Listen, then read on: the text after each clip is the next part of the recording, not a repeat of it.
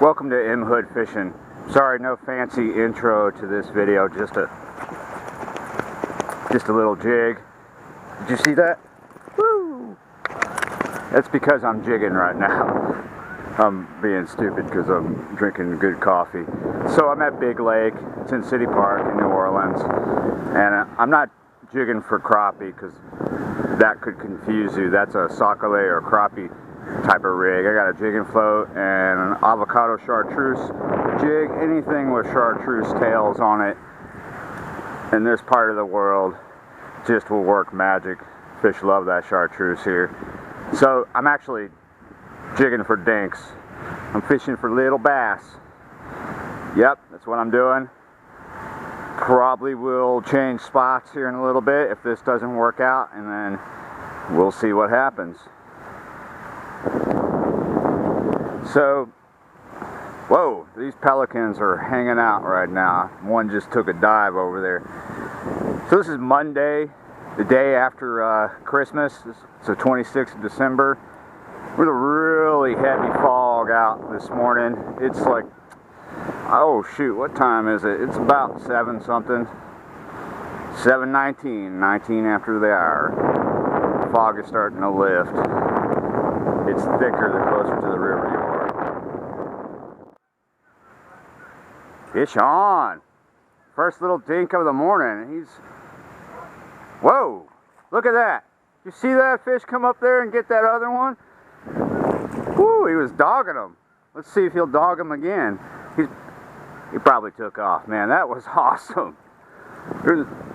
That bass that dogged this one was about the same size as this one.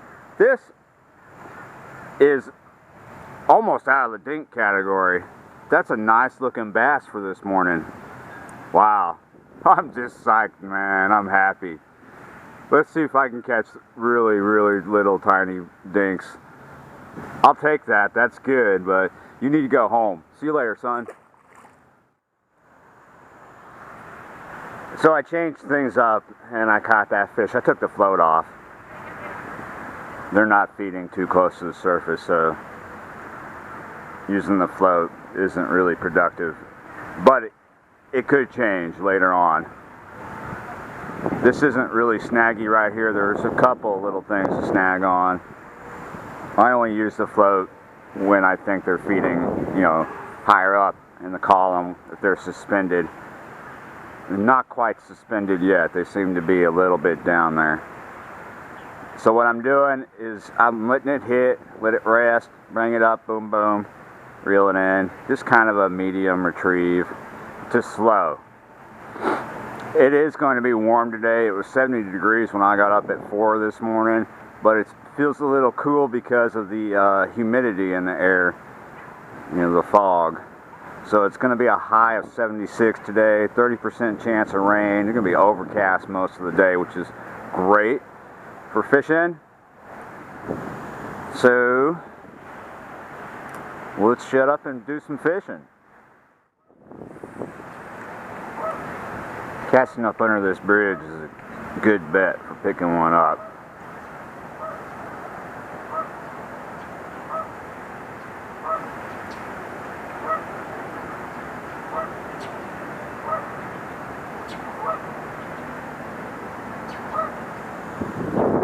Man, god damn it.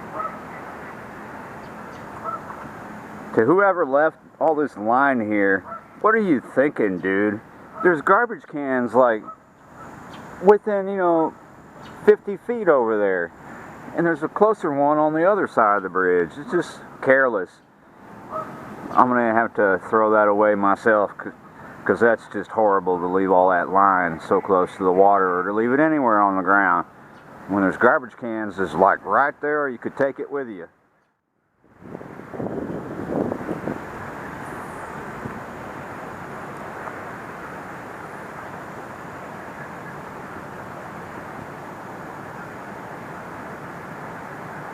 Here we go.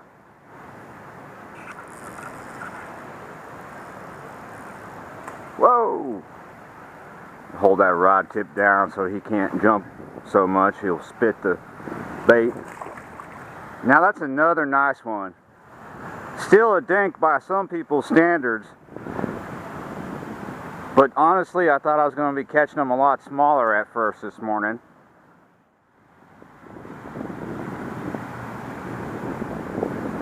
Nice. You gotta go home, buddy.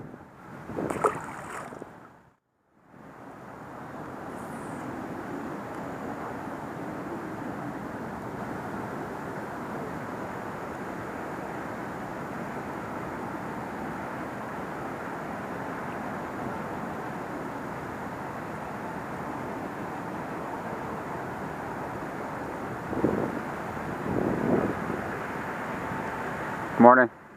Going any good? Huh, pretty. Oh, you got a pole in your hand too, don't you? For a second I thought you were... I call one, about a half pound, that's it. Thought you were a jogger just checking me out. I mean, not checking me out, but, you know, just watching what I'm doing. So yeah, I'm just catching dinks. Yeah. But they're coming out here a little too big, so I might have to go to another spot where they're smaller.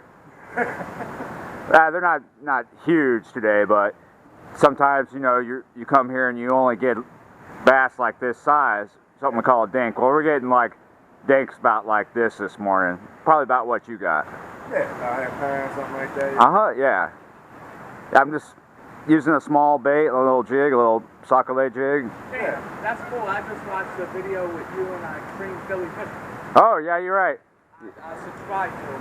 Thank you, that's who I am. I'm M Hood Fishing. Yeah, you're right. I'm having good luck under the bridge, and anywhere out here I'm getting little hits.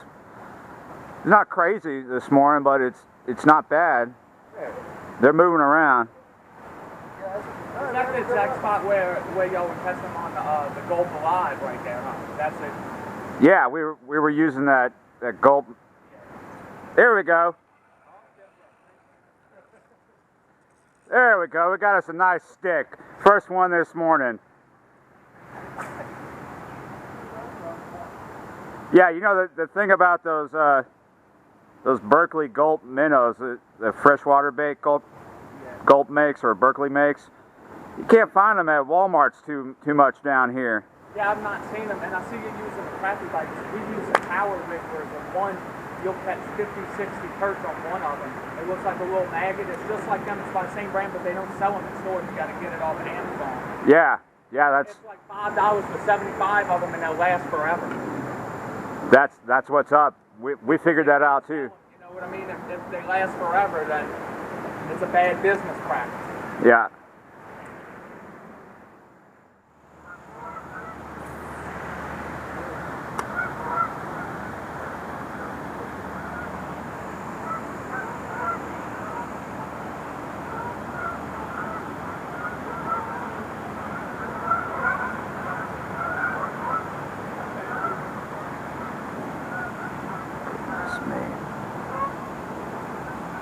Here we go.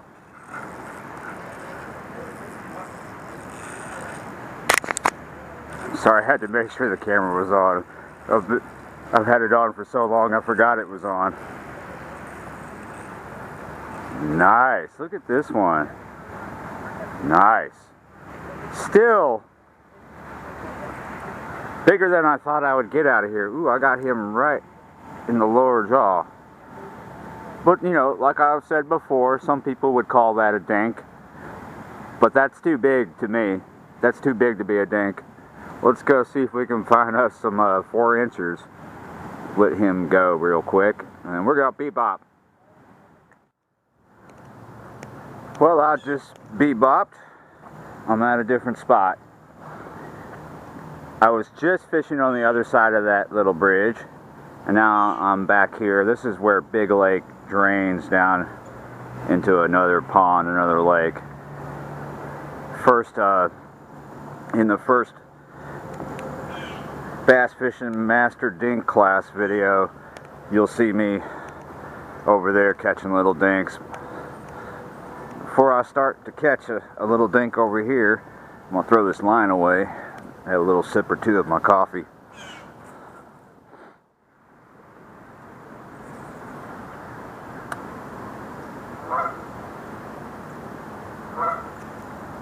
Son of a bitch. Here we go. I barely felt that bite. Had a bit of a tangle on the line, and then I was like, hey, wait a minute, something's up. What's up? That's what's up. Look at that. He's the same size I've been catching this morning. Pretty. Look how silvery he is. Nice. Alright. Am I going to get my true dink this morning, or are they all going to be this average size? That's a typical size to catch on average in the park. Now, we do have really big bass in the park, but they're a little sneaky because they've been caught before. But you can get them. But over here, that's a typical size. Over here by the Art Museum, which is that building there. Big Lake is over there. This ties into a lagoon they call Bayou Metairie or something. And then back here, I don't know what this is called back here, but this has small bass. But there are big bass over here as well, mixed in with these small ones. But, whoo, he is off like a dart. Oh, come on, let's bebop. Alright, this is my final spot in this video. I'll spend a little time here, but the first shift of fishing is almost over. It's coming up close to 9, it's like 8:30. I take my fishing sometimes all day, but I do it in 3 shifts. I'll do a shift for sunrise, and a shift for solar noon, and then around sunset. Given the right conditions, they can be small windows of opportunity or very large, you know, going all day or all night. But that's what's up. That's what I'm doing. I'm about to end this shift, go take a breather, and start another session somewhere on something else. But let's catch a dink here. There we go. Hey, look at that. Yeah, yeah. Now that's a dink, dude. Yeah, man. I think I'm gonna have to measure this one. I've got a little tape here. It says Stanley on it.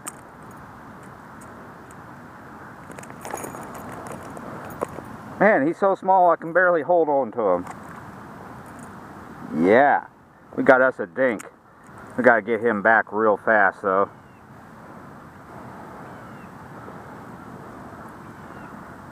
Six incher. 6-incher.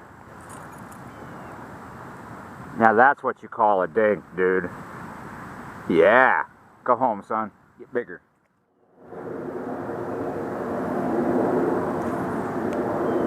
Man, I gotta be the only fisherman that gets pumped up after catching a little tiny dink, little bass like that. But I'm just psyched. They're so cute when they're that small.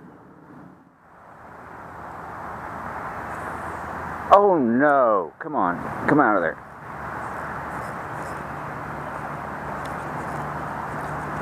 Son of a stupid bitch.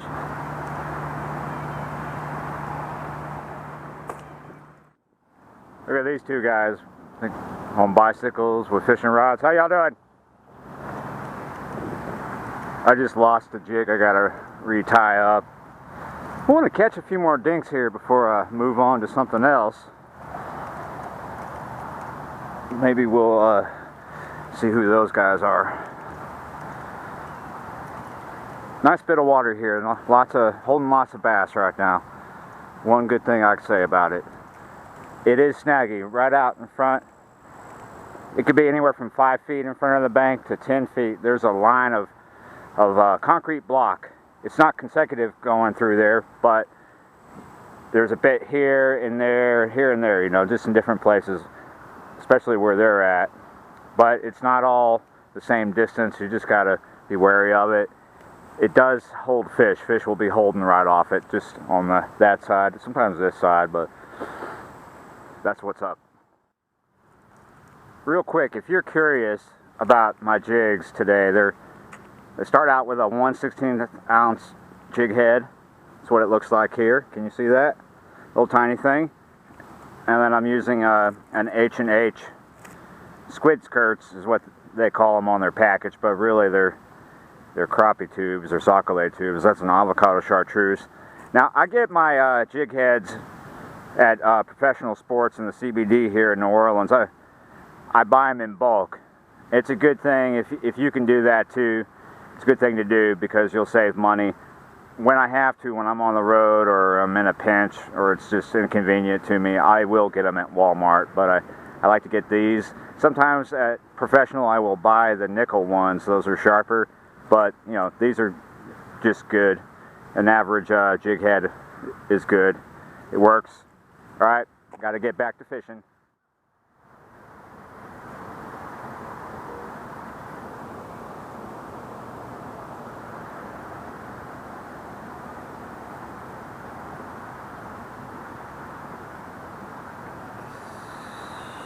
Yeah, there we go. I felt him, and then he came back and got it. Not the smallest dink in the world, but I'll take it.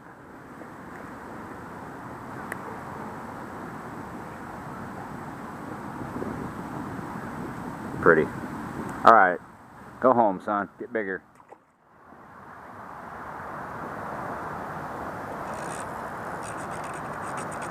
Damn it, these blocks. Come on, let go. Son of a... There we go. Shoot.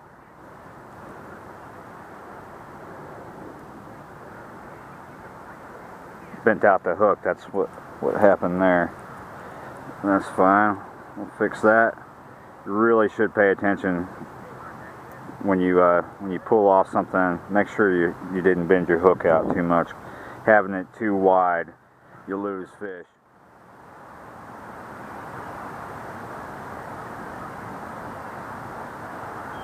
Yes.